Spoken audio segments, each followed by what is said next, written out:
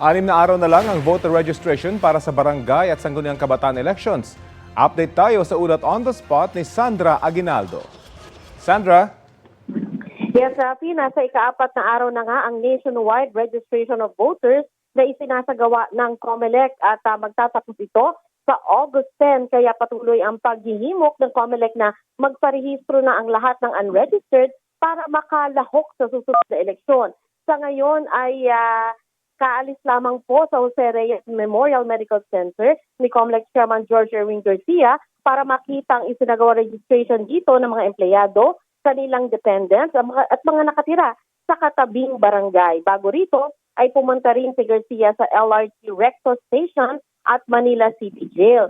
Sa ngayon po, mga doktor pa mismo ang nagpa-register dahil ilan sa kanila ay na-deactivate as voters dahil hindi raw nakaboto ng 2 eleksyon.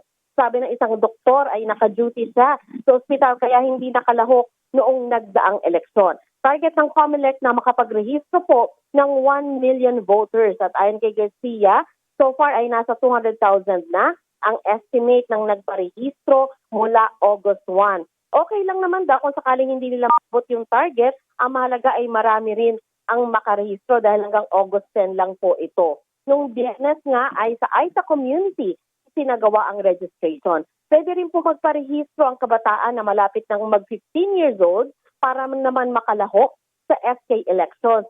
Yun ay kung matutuloy ang barangay and SK elections sa December dahil meron pong panukalang batas para sa postponement niyan ayon sa COMELEC at nakatakda nga pong lagdaan daw ni Pangulong Bongbong Marcos ang panukalang batas na yan. Arafi, sa ngayon, sabi ni Dr. Lauderes, ang hepe ng JRRMC, ay nasa around 1,000 employees nila ang hindi registered. Kaya malaking tulong daw itong registration na ito para sa kanila.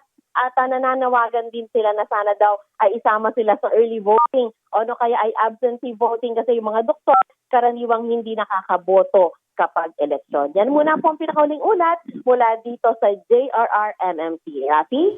Maraming salamat, Sandra Aguinaldo.